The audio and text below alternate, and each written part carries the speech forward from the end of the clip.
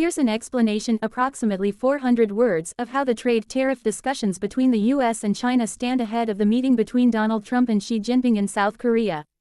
The US and China are attempting to de-escalate their trade conflict and make real progress on tariffs ahead of the upcoming summit in South Korea. The two sides have already negotiated through senior officials and reached what is being described as a framework agreement. Key elements of this emerging deal include: the US has threatened to impose a 100% tariff on Chinese goods beginning the 1st of November unless an accord is reached. That threat appears to be effectively off the table. China has agreed to delay export controls on rare earth minerals and related high-tech inputs, a major point of contention since China dominates supply of many such materials. There is a commitment by China to resume substantial US agriculture purchases, especially soybeans, which had been severely curtailed.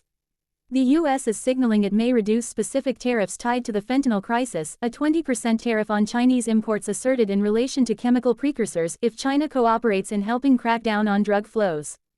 At the same time, both leaders are set to meet on the sidelines of the APEC Summit 2025 in Jeonju, South Korea, and each side is publicly optimistic. Trump has stated he expects a deal. It will be a good deal for both.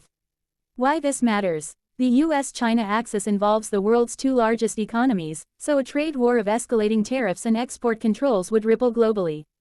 By reaching a deal, they aim to stabilize markets, relieve pressure on US farmers and industries, and halt China's restriction of critical inputs to world supply chains. However, and this is important, this framework is still preliminary. Both sides have domestic approvals to work through, and the precise details remain to be finalized. Analysts caution that while the broad strokes are in place, implementation and trust will be tested. In short, this upcoming meeting offers a real chance for US and China to move beyond threats and toward a stabilization of trade relations. If they succeed, tariffs could be reduced or deferred, export controls postponed, and a path laid for more normalized trade flows. But if the summit falters, the risk of renewed escalation is very much alive.